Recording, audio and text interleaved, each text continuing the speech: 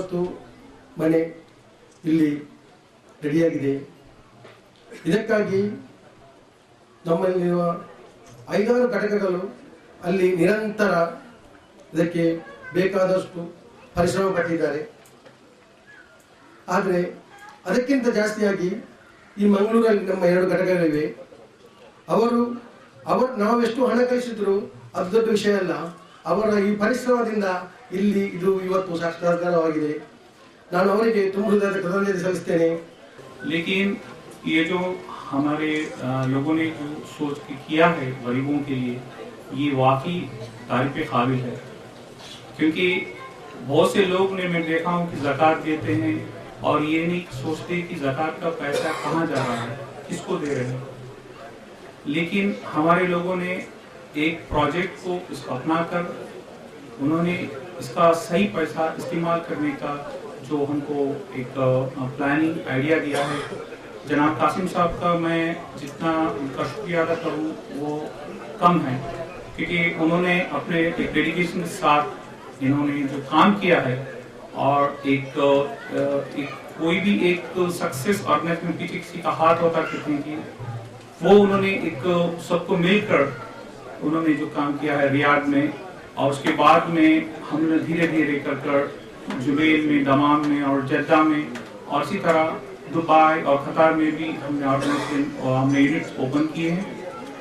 और उसके साथ साथ हम लोगों ने 5 सालों में जो भी पैसा इकट्ठा किया है वहाँ पे जिस तरह से यानी ये प्रोजेक्ट के लिए, और वो वाकई तारीफ काबिल है, क्योंकि ये एक मामूली काम नहीं है.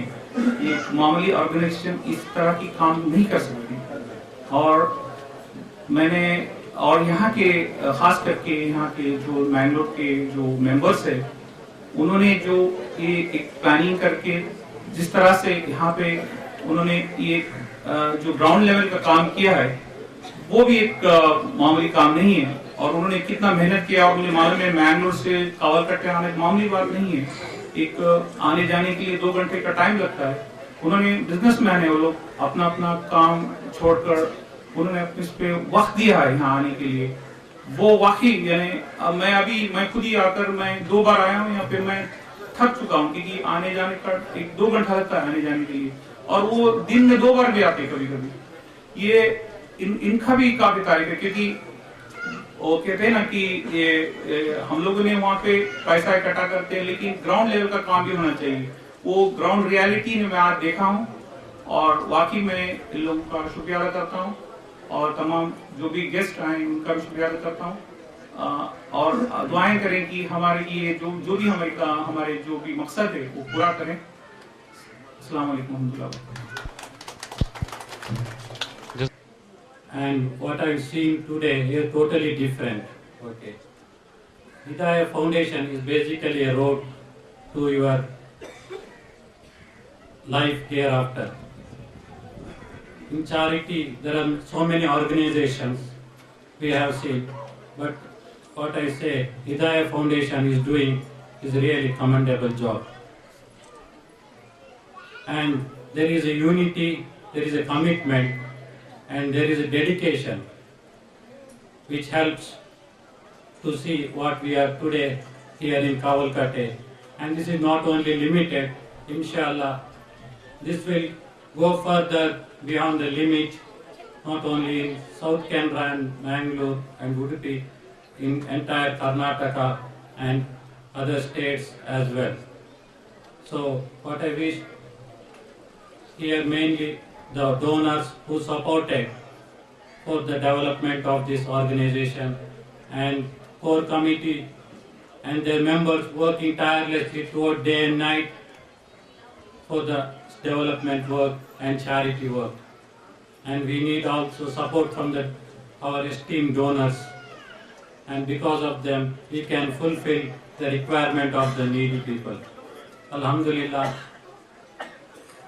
without taking much time, I thank everyone for taking their valuable time present here and organizing this event successful. And inshallah, we would like to see many more events within Hidayah Foundation. Hidayah Foundation ಇವತ್ತು ಆಯೋಜಿಸಿದಂತಹ ಈ ಕಾರ್ಯಕ್ರಮ ನಾನು Dammam ಕಮಿಟಿಯ ವತಿಯಿಂದ ಇಲ್ಲಿ ಬಂದು ಇವತ್ತು ಭಾಗಿಯಾಗಿ ನಮ್ಮ ಈ ಕಾರ್ಯಕ್ರಮ ನಿಜವಾಗಿಯೂ ನಾವು ಅಲ್ಲಿ ಕುಳಿತು ಅನುಭವಿಸುವಂತಹದ್ದಲ್ಲ. ಇಲ್ಲಿ ಎಲ್ಲರೊಂದಿಗೆ ಕೂಡಿ ಈ ಸೌಹಾರ್ದ ಕೂಟದೊಂದಿಗೆ ನಾವು ನನ್ನ ಪರವಾಗಿ ನಮ್ಮ ದಮಾಮ್ ಕಮಿಟಿಯಿಂದ ಇಲ್ಲಿ ತುಂಬಾ ಜನ ಸಹೋದರರಿದ್ದಾರೆ.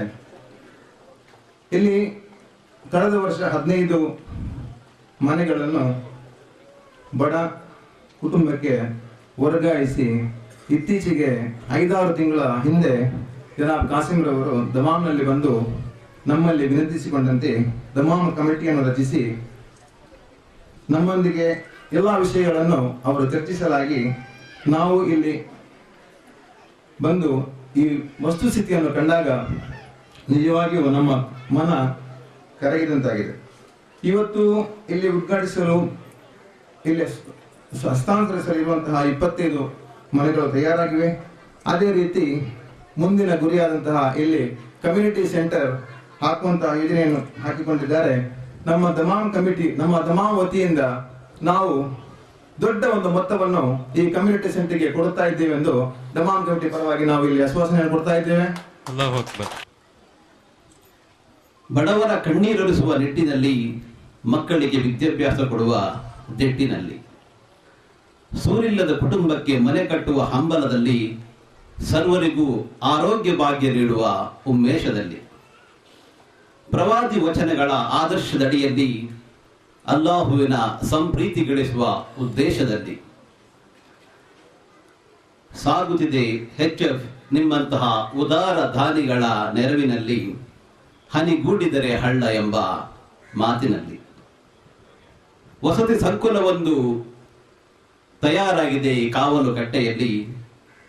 ಅಲ್ಲಾಹುವಿನ ಅನುಗ್ರಹ ಹಾಗೂ ನಿಮ್ಮೆಲ್ಲರ ಸಹಾಯದಲ್ಲಿ HFನ ಕೇಂದ್ರಾಲಯವಿದೆ ಮಂಗಳೂರಿನಲ್ಲಿ. ಹಲವಾರು ಘಟಕಗಳಿವೆ ದೇಶ ವಿದೇಶಗಳಲ್ಲಿ. ಒಂದುಗೂಡಿದ್ದೇವೆ ಈ ಈದ್ ಕೂಟದಲ್ಲಿ.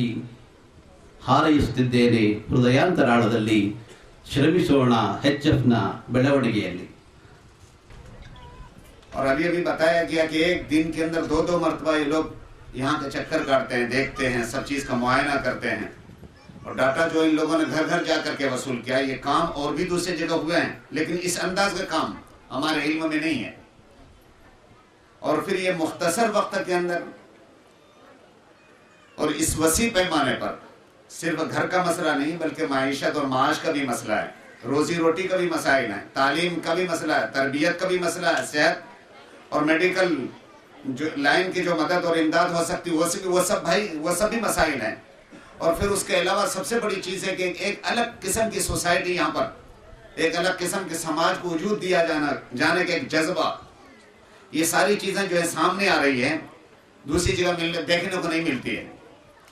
हजरत अली रज़ी अल्लाह ताला अन्हु से किसी ने पूछा था, अल्लाह के रसूल सल्लल्लाहु अलैहि वसल्लम का दौर रहा, उसके बाद हजरत अबू बकर सिद्दीक रज़ी अल्लाह ताला अन्हु के दौरे खिलाफत आया, फिर उमर फारूक का दौरे खिलाफत आया, फिर उस्मान गनी का दौरे खिलाफत आया. ये चारों दौर जो आए हैं इतने कामयाब रहे कि किसी किस्म की शोरिश, हंगामा और इंतशार नहीं था, पूरा कंट्रोल था उसके अंदर. और आपका दौर आया तो चारों तरफ इंतशार है, उधर लड़ाई उधर झगड़ा और इस किस्म के हालात पैदा हो गए हैं.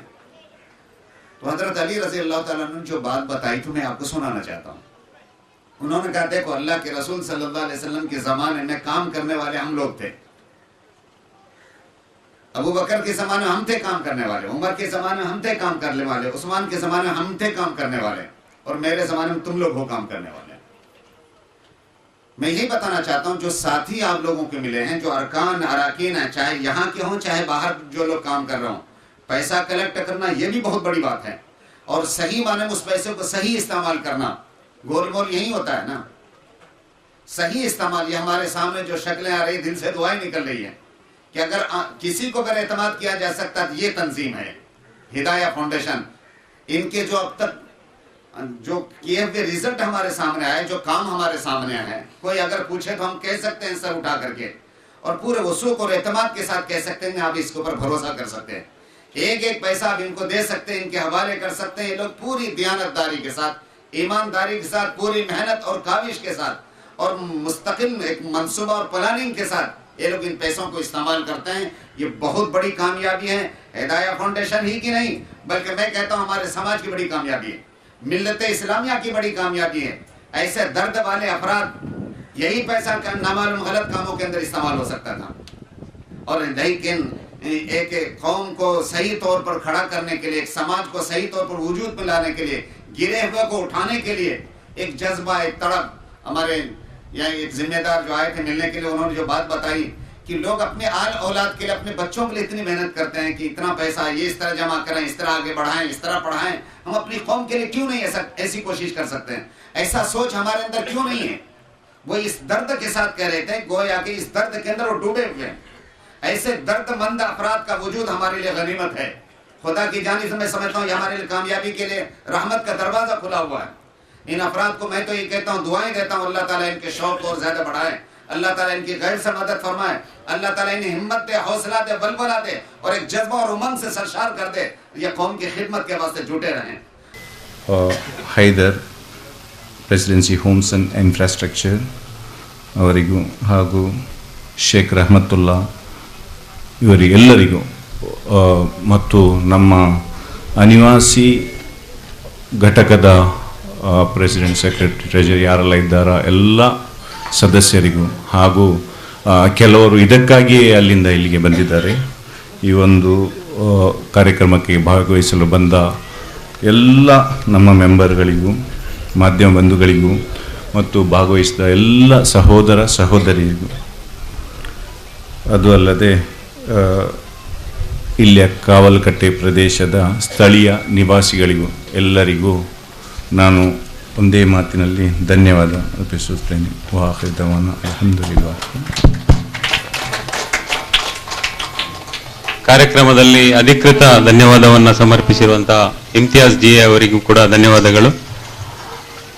ಇಲ್ಲಿಗೆ ಸಭಾ ಕಾರ್ಯಕ್ರಮ ಮುಕ್ತಾಯ ಆಗುತ್ತೆ. ಈಗ ಮನೆಗಳ ಅಧಿಕೃತ ಹಸ್ತಾಂತರ ಕಾರ್ಯಕ್ರಮ ನಮ್ಮ ಸೆಕೆಂಡ್ ಫೇಸ್ ಹೌಸಸ್ ನ ಬಳಿ ನಡೀತದೆ. ಎಲ್ಲ ಗಣ್ಯ ಅತಿಥಿಗಳು ಮತ್ತು ಇಲ್ಲಿ ಸೇರಿರುವ ಎಲ್ಲ ಸಹೋದರರು, ಅದೇ ರೀತಿ ಹಿದಾಯ ಫೌಂಡೇಶನ್ನ ಬೇರೆ ಬೇರೆ ಘಟಕಗಳ ಪ್ರತಿನಿಧಿಗಳು ಈ ಒಂದು ಹಸ್ತಾಂತರದ ಕಾರ್ಯಕ್ರಮದಲ್ಲಿ ಭಾಗವಹಿಸಿ ಸಹಕರಿಸಬೇಕು ಅಂತ ಕೇಳಿಕೊಳ್ತೇನೆ.